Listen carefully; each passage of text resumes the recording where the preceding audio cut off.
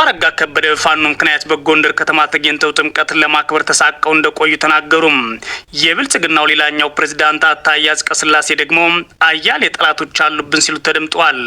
የብልጽግና ሌላኛው አስተዳዳሪ ኮሎኔል ደመቀ ዘውዱ በበኩላቸው የሚጠናከር እንጂ የሚፈርስ አስተዳደር የለም ሲሉ ለአቶ ጌታቸው ረዳ መልስ ሰጥተዋል። በአማራ ክልል ዛሬም በአገዛዙ ጦርና ፋኖ ኃይሎች መካከል በቀጠለው ውጊያ በርካቶች የተገደሉባቸው ውጊያዎች ተደርገዋል። በክልሉ ሰሜን ወሎ ዞን ላስታ ቀጠና የፋኖ ኃይሎች በከፈቱት ውጊያ 400 አለቆችን ጨምሮ 34 የአገዛዙ ጦር አባላት ሲገደሉ በርካታ የጦር መሳሪያዎች ደግሞ በፋኖ ኃይሎች ማረካቸው ሰምቷል። የአማራ ፋኖ ብሔራዊ ንቅናቄ አፋብን ምስራቅ አማራ ቀጠና ምኒልክ ዕዝ በበኩሉ ለተከታታይ ቀናት በላስታ ተራሮች ከአገዛዙ ጦር ጋር ከባድ ውጊያ ማድረጉን አስታውቋል። የአገዛዙ ጦር ከባድ መሳሪያዎችን ይዞ በተሰለፈበት በዚህ ውጊያ ከፍተኛ ሰብአዊና ቁሳዊ ጉዳት መድረሱን የአካባቢው ነዋሪዎች ለኢትዮ ኒውስም ተናግሯል። በቀጠናው ላስታ ወረዳ ኩል መስክ ዙሃባ ኪዳና ምረት ገነተ ማርያም ቻይና ካምፕ ቀጭን አበባና ደባራይ አካባቢ ያዳረሰ ውጊያ መደረጉን ነው ነዋሪዎች የተናገሩት። በዚህ ውጊያ የአገዛዝ ጦር ባለማረጉ ጨምሮ በርካቶች ተገድለዋል። ጥቂት የፋኖ አባላትም ጉዳት እንደደረሰባቸው የኢትዮ ኒውስ የመረጃ ምንጮች ጨምሮ ተናግረዋል። በተለይም የአገዛዝ ጦር በተከታታይ የፈጸመው የከባድ መሳሪያዎች ድብደባ የአምስት አርሶ አደሮች ቤት ውድመት ጨምሮ በንጹሃን ንብረት ላይ ከፍተኛ ጉዳት መድረሱም ተሰምቷል። በተመሳሳይ በማዕከላዊ ጎንደር ዞን ጣቁሳ ወረዳ የፋኖ ኃይሎች በሌሊት በከፈቱት ውጊያ የአገዛዙ ጦር ላይ ጉዳት ማድረሳቸውን ይፋ አድርገዋል። የአማራ ፋኖ ብሔራዊ ንቅናቄ ምስረታን ተከትሎ የፋኖ ኃይሎች በአገዛዙ ላይ ጥቃት ማድረሳቸውን ያስታወቁት። በዚህም በዞኑ ጣቁሳ ወረዳ ቻችና እና አሉዋ አካባቢ በአገዛዙ ጦር ላይ ከበባ ማድረግ በከፈቱት ውጊያ በርካታ የአገዛዙ ጦር አባላት ተገድለዋል ተብሏል። በሌላ በኩል በዛሬው ዕለት በሚከበረው የጥምቀት በዓል ላይ ጎንደር የተገኙት የብልጽግና አገዛዝ አመራሮች አለቃቸው አብይ አህመድን በተደጋጋሚ ሲያወድሱ ተደምጠዋል።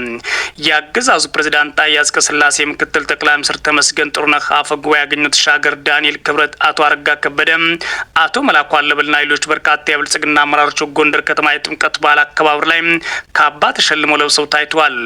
የጎንደር የመታደስ ዘመን መጥቷል ሲሉ የተናገሩት የአማራ ክልል የብልጽግና አገዛዝ ርዕሰ መስተዳድር አረጋ ከበደ ባለፉት 2 ዓመታት በጸጥታ ችግር ምክንያት ጎንደር ተገኝተን ጥምቀትን ለመታደም ተሳቀን ነበር ሲሉ በአደባባይ ሲናገሩ ተደምጠዋል። በተለይ ባለፉት 2 ዓመታት በጸጥታው ችግር ምክንያት በባለ ጥምቀቱ ላይ ለመታደም ተሳቀን የነበርንበት ጊዜ በመሆኑንም ሁላችንም እናስታውሳለን።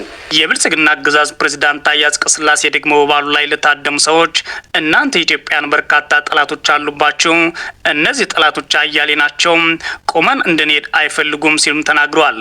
ፕሬዝዳንቱ ይህን ያሉት የውጭ ሀገር ቱሪስቶች ጭምር በታደሙበት የጥምቀት በዓል አከባበር ላይ ነው። በርካታ ጠላቶች አሏችሁ ኢትዮጵያውያን፣ አያሌዎች ናቸው። ቁመን እንድንሄድ አይፈልጉም። በአባቶች ጸሎት፣ በእናንተ በረከት፣ በልጆች ብርታትና ትግል እስከዛሬ ቀጥለናል። ይህ የሚታጠፍ ቃል አይሆንምና አብረን አንድ ላይ እንቁም ለማለት ነው። ሆኖም ፕሬዝዳንቱ አያሌ ጠላቶች አሉብን ቢሉም የትኞቹ ጠላቶች እንደሆኑ ግን አልጠቀሱም። በሁመራ ከተማ ተከዜ ወንዝ የጥምቀት በዓል አከባበር ላይ የተገኙት የወልቃይት ጠገዴ ሰቲት ሁመራ የብልጽግና ጊዜያዊ አስተዳደር ምክትል አስተዳዳሪና ሰላምና ጸጥታ መምሪያ ኃላፊ ኮሎኔል ደመቀ ዘውዱ በኩላቸው ክፉንም ደጉንም አብሮ ያሳለፈው የአማራና የትግራይ ሕዝብ የህወሓትን መንገድ ትተን በወንድማማችነት እንነጋገር ሲሉ ጥሪ አቅርበዋል። ደመቀ ዘውዱ የህወሓትን መንገድ መከተል የበለጠ ጥፋት ያመጣል ሲሉ አስጠንቅቀዋል። የብልጽግናው ሹም ኮሎኔል ደመቀ ዘውዱ የሚጠናከር እንጂ የሚፈርስ አስተዳደር የለም ያሉ ሲሆን አንዳንድ አካላት ለፖለቲካ ፍጆታ ሲሉ የሚያናፍሱት የተለመደ አሉባልታ ወሬ ልናዳምጥ አይገባም ሲሉ ሰሞኑን የጠቅላይ ሚኒስትሩ አማካሪውን አቶ ጌታቸው ረዳ ንግግር መልስ ሰጥተዋል።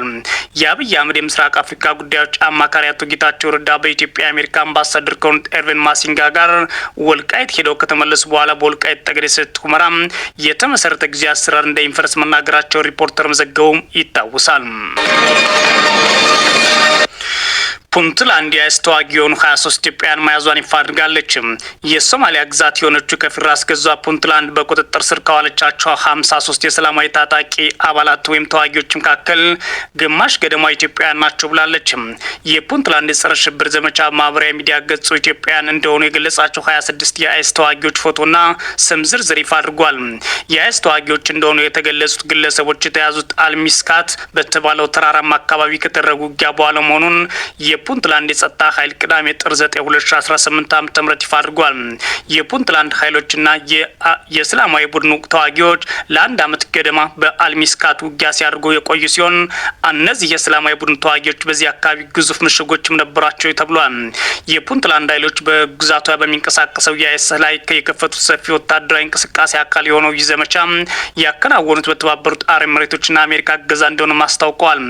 የጸረ ሽብር ዘመቻው ጀግኖች የፑንትላንድ ኃይሎች በተባበሩት አረብ ኤሚሬትና አሜሪካ እገዛ አልሚስካት ውስጥ አይኤስን አሸንፈዋል። ዘመቻውም የመጨረሻ ደረጃ ላይ ነው ሲል በኤክስ ገጹ ገልጿል። ከዚህ ልጥፍ ጋር የአይኤስ ተዋጊዎች ናቸው የተባሉት 53 ሰዎች ፎቶ፣ ስማቸውና ዜግነታቸው ተጠቅሶ ተለጥፏል።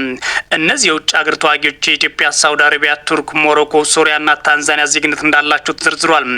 የፑንትላንድ የጸረ ሽብር ዘመቻ መረጃ እንደሚያሳየው ግማሽ ገደማው ወይም 26 ያሉ ሰዎች ዜግነታቸው ኢትዮጵያዊ ነው። በሁለተኛ ደረጃ የተቀመጡት የየመንና የሞሮኮ ዜጎች ናቸው። የሁለቱ ሀገራት ዜግነት ያላቸው 99 ሰዎች እንደተያዙ ተገልጿል። 5 ታንዛኒያውያን፣ 2 ቱርካውያንና እንዲሁም 2 የሳውዲ አረቢያና ሶሪያ ዜግነት ያላቸው ሰዎች እንደተያዙም የፑንትላንድ መረጃ ያመለክታል። የውጭ ሀገር ተዋጊዎች በቁጥጥር ስር መዋላቸው በተመለከተ ቢቢሲ ሶማሊያን ያነጋገረቻቸው የፑንትላንድ የማስታወቂያ ሚኒስቴር ማህሙድ አይዲድ ድሬር ከየትም ይምጡ ከየት ከሩቅ የሚሆን ከቅርብ ሁሉም አንድ አይነት ርዕዮተ ዓለም የሚከተሉ ናቸው ብለዋል።